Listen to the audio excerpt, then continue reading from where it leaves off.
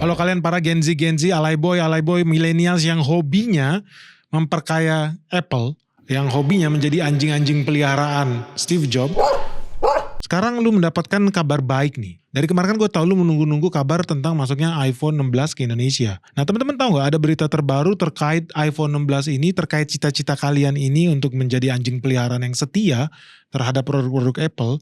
Itu sebentar lagi cita-cita kalian itu akan sirna.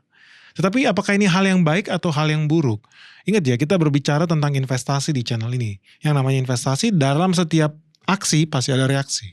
Dalam setiap aksi, akibat yang ditimbulkan juga selalu ada dua mata sisi. Yang positif dan negatif. Nah menurut kalian, terkait dengan kehebohan kemarin, yaitu video seorang anggota parlemen di Republik ini yang maki-maki, marah dia tentang iPhone ini. Lu setuju atau enggak? Dan gimana sih tanggapan gue tentang itu? Kenapa? Karena ini sangat krusial nih tentang masa depan bangsa kita.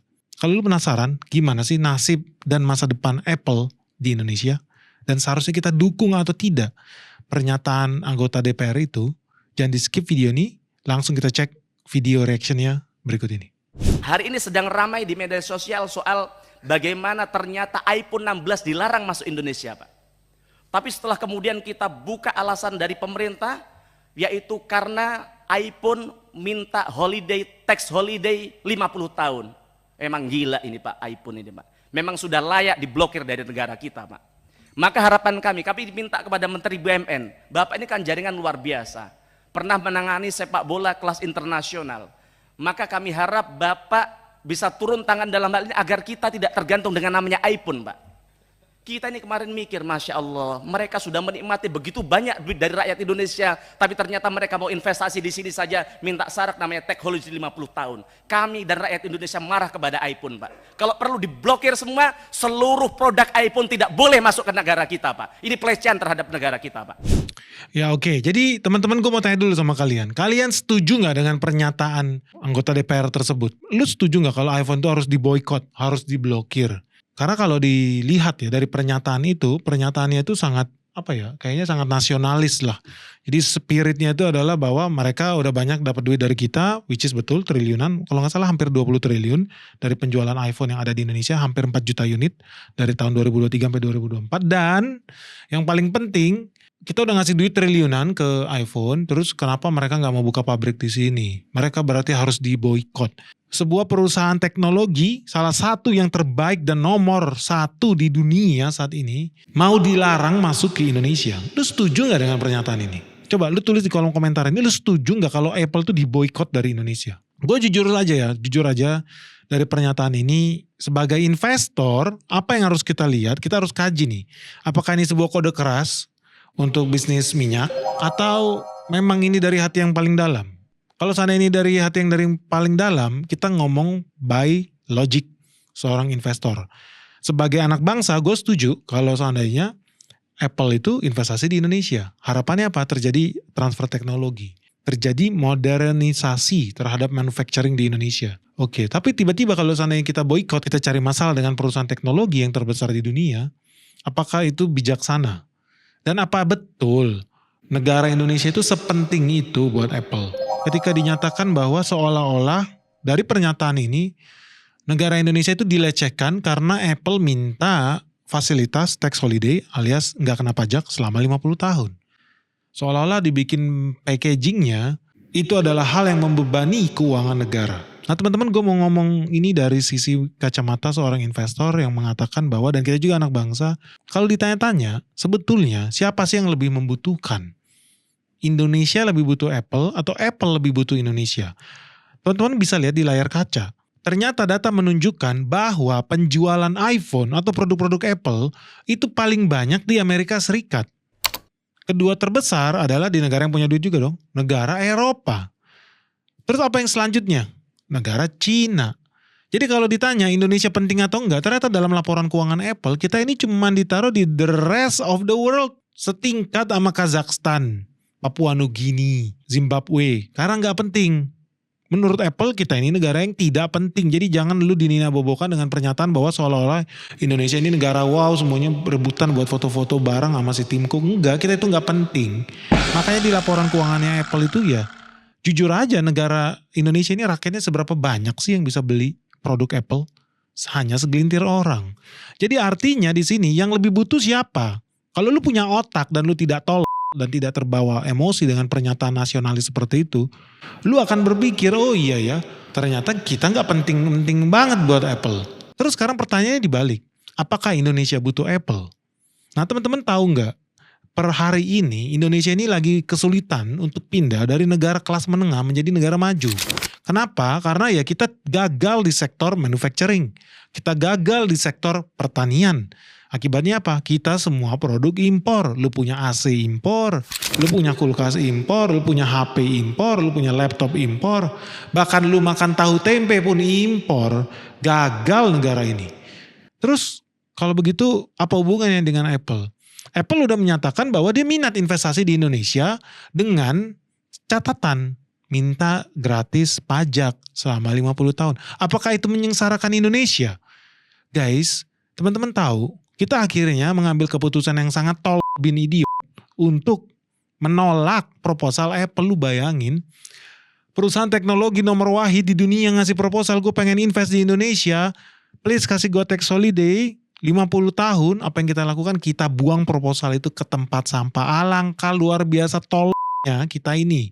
Kenapa ketolan kita yang luar biasa itu terus menerus meningkat sepanjang tahun? Seolah-olah kita berlomba-lomba mencapai IQ 0 di negara ini. Kenapa? Halo guys, Benix Investor Summit 2024 akan kembali datang nih guys. Sekarang acaranya diadakan di Bali, di Sofitel, di tanggal 30 November dan 1 Desember. Jadi 2 hari berturut-turut, hari Sabtu dan Minggu di akhir bulan November. Nah buat teman-teman segera daftar.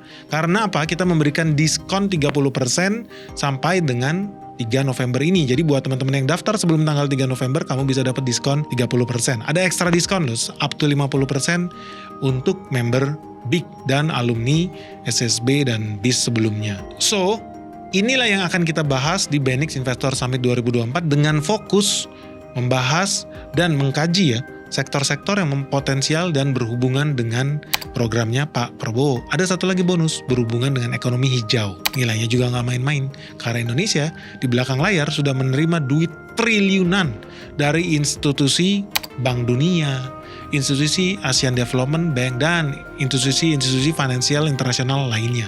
Dan ini akan membawa ya begitu banyak investment yang berhubungan dengan energi hijau. So buat teman-teman tunggu apa lagi, yuk segera daftar di Benix Investor Summit 2024. Sampai ketemu di sana. Ingat ya, pesertanya dibatasi hanya 50 orang saja. Dan ini ya testimoni dari peserta BIS yang tahun-tahun lalu. Pak Benik ini ada view baru buat saya untuk melihat suatu saham itu seperti apa. Nah, dari itu saya berminat sekali untuk menjadi real investor yang selama ini kadang-kadang investor kecelakaan. You know kan, nyangkut. Saya jadi tahu kenapa saya harus ngikutin seminar ini, karena kalau dari YouTube dia hanya sepenggal-sepenggal, tapi kalau ngikutin ini kita lebih dalam lagi, kita tahu saham apa yang kita pick. Setelah gue ikut Benix Summit 2023, gue puas banget, apalagi di sesi terakhir itu detail banget penjelasannya, dari segi laporan keuangan, alasannya, momentumnya, semua ada clear. Jadi buat teman-teman yang belum ikut, gue saranin ikut sih next time sih, karena ini benar-benar membantu banget buat teman-teman multibagger. Oke? Selama di sini mendapatkan banyak pencerahan.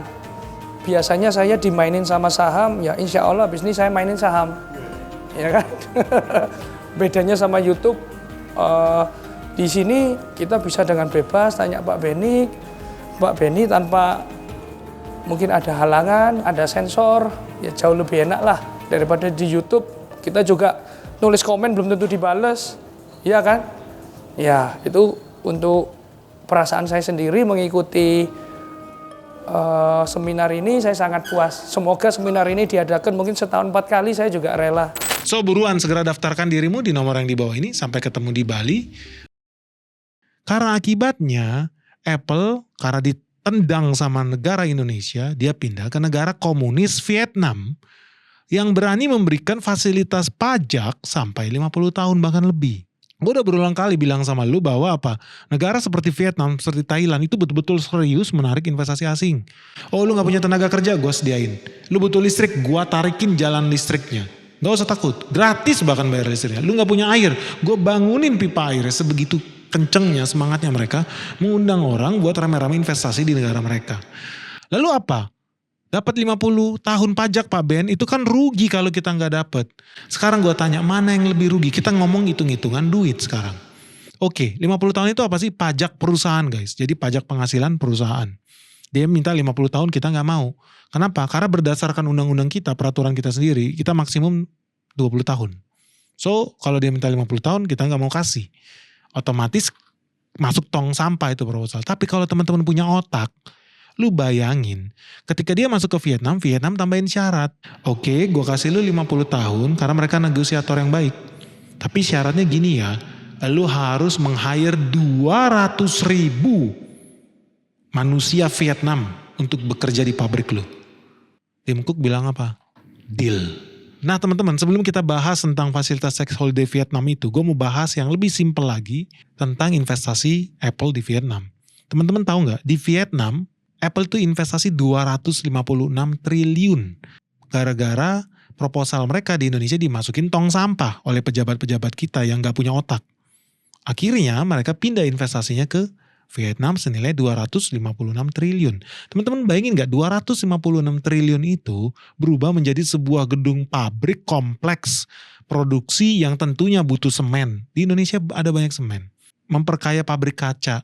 Belum pabrik seragam karyawan. Ingat 200.000 karyawan. Belum lagi catering, makanan yang disediakan, kos-kosan, kontrakan yang akan hidup di wilayah itu. Itu kan nilai yang luar biasa. Pembangunan sebuah pabrik senilai 256 triliun itu akan membangkitkan sektor manufacturing. Bukan cuma di Apple sendiri, tapi di wilayah-wilayah sekitarnya. Yang bisa membantu apa? Proses transportasi, logistik, produksi komponen-komponen kecil yang bisa menguntungkan UMKM di sekitarnya. Hanya karena Indonesia najis dengan konsep gratis pajak 50 tahun, akibatnya Vietnam ketimpa duit 256 triliun investasi dari Apple. Sayang sekali. Terus Pak, soal 50 tahun itu kenapa nggak rugi Indonesia? Gini bro, 50 tahun itu kan pajak perusahaan. Oke, kita bebaskan mereka. Mereka nggak usah bayar pajak perusahaan selama 50 tahun ke depan. Indonesia rugi nggak? Kalau lu punya pikiran cetek, lu akan bilang Indonesia rugi. Tapi kalau lu punya pikiran maju, lu akan hitung. Gua gratisin 50 tahun, tapi ada catch-nya, ada syaratnya. Lu minimal hire 200.000 orang di Purworejo. 200.000 orang di Purworejo, kalau satu orang digaji 2 juta rupiah setiap bulannya, maka mereka akan terima 400 miliar per bulan. Purworejo akan ketimpa duit 400 miliar per bulan. Kalau seandainya itu di 1 tahun kan 400 miliar kali 12 bulan, berarti Purworejo akan terima duit 4,8 triliun. Sekarang gue tanya, apa ada APBD Purworejo 4,8 triliun? Kan tidak. Lu bisa bayangkan ekonomi daerah itu akan hidup sebesar apa? Ketimpa duit triliunan. Gaji 200.000 karyawan yang 2 juta rupiah per bulan itu. By the way teman-teman, di Vietnam teman-teman tahu nggak? Di Vietnam itu UMR-nya paling murah 2.200.000. Kalau dikali 200.000 karyawan, maka akan tercipta nilai ekonomi gaji senilai 452 miliar per bulan. Alias dalam 1 tahun akan menghasilkan 5,4 triliun rupiah. Kalau dikali 50 tahun yang bebas pajak itu, maka rakyat Vietnam akan menerima total gaji senilai 271 triliun. Di sini teman-teman lihat, oh kalau begitu enak juga ya. Jadi teman-teman gue mau kasih lu sharing. Ini kita baru ngomongin soal gaji loh.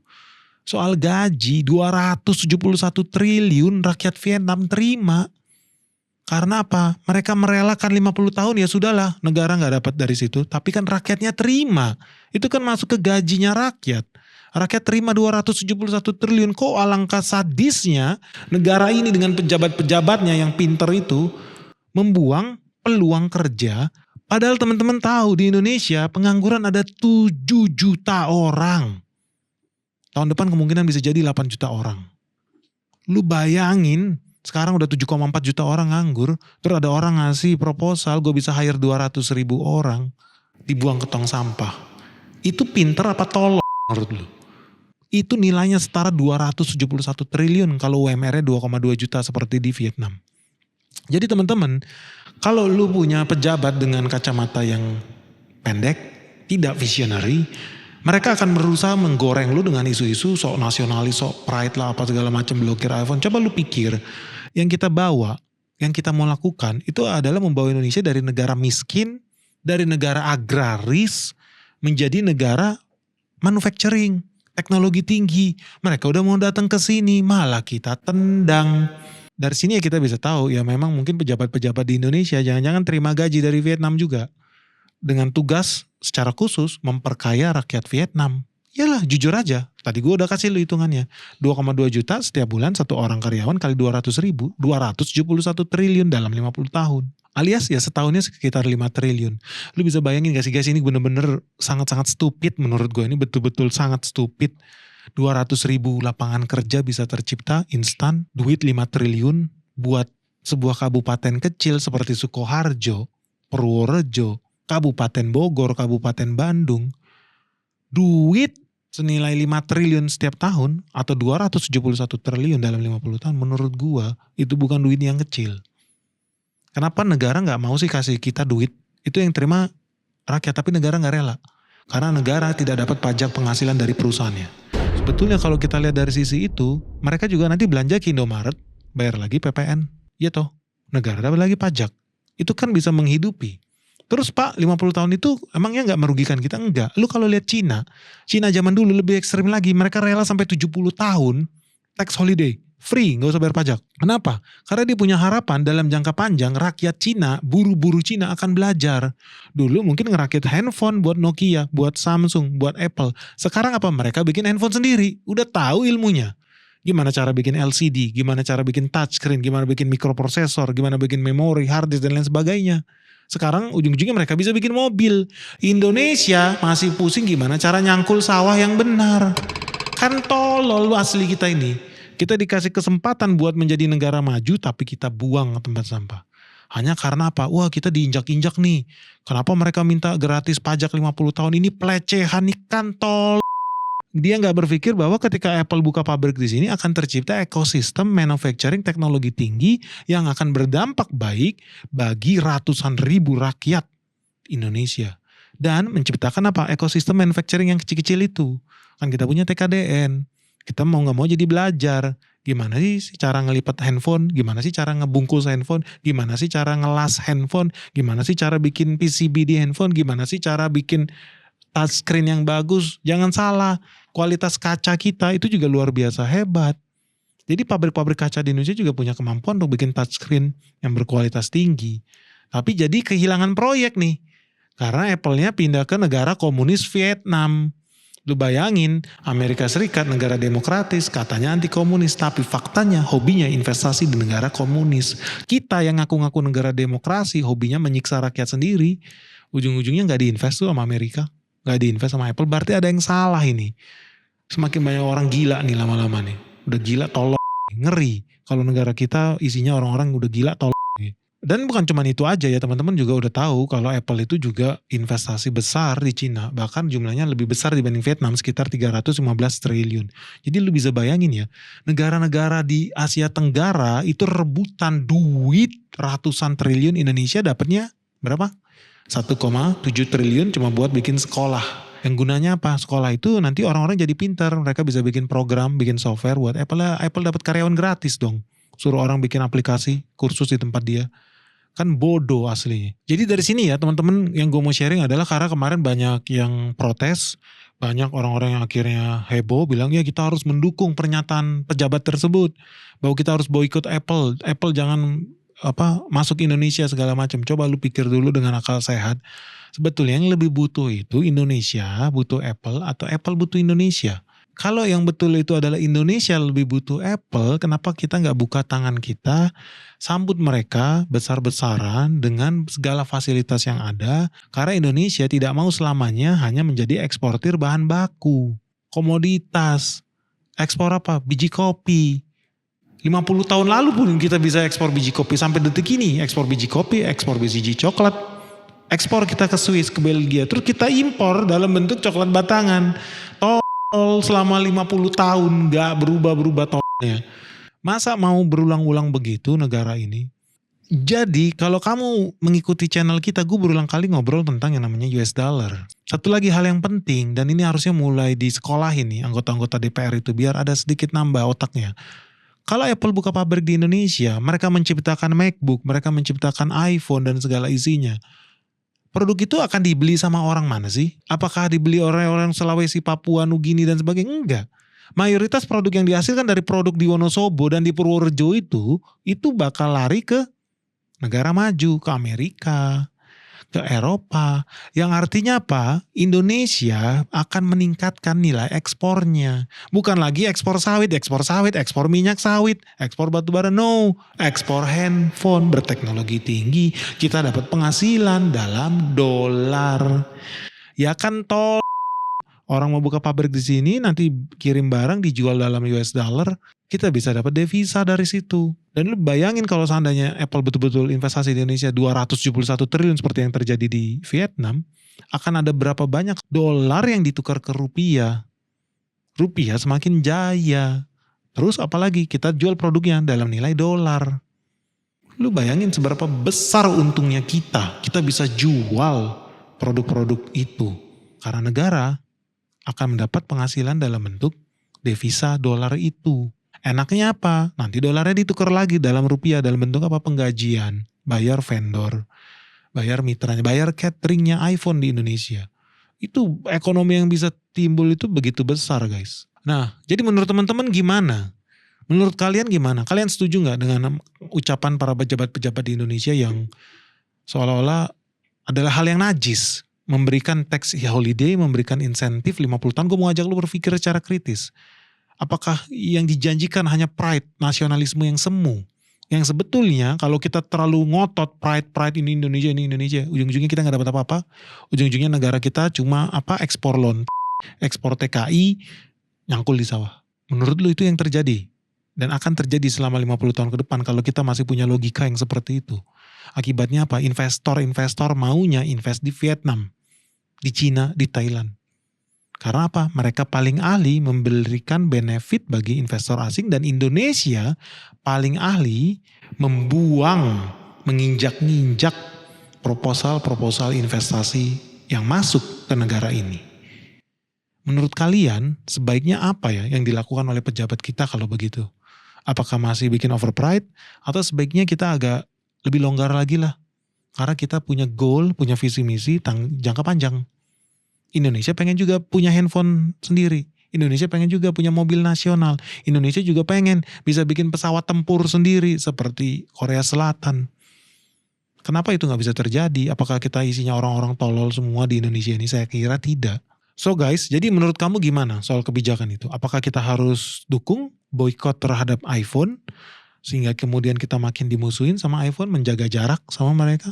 Atau sebaiknya kita mulai mau bermitra dan belajar dari negara komunis Vietnam dan negara komunis Cina yang berhasil menarik investor asing ke negara mereka.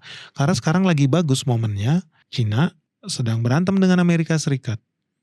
Donald Trump sangat anti Cina. Bukankah ini sebuah momen yang bagus untuk mulai menarik pengusaha-pengusaha besar di Amerika untuk invest di Indonesia? Atau jangan-jangan ini momen yang bagus buat nakut-nakutin mereka seperti pidato-pidato sampah yang dilakukan oleh pejabat-pejabat Indonesia ini? Menurut kalian yang benar yang mana sih? Kita dukung Apple invest di sini atau kita tendang Apple jauh-jauh dari sini? Oke guys, semoga video ini bermanfaat. Tulis tanggapan kamu di kolom komentar di bawah ini. Salam sehat, salam cuan, bye-bye.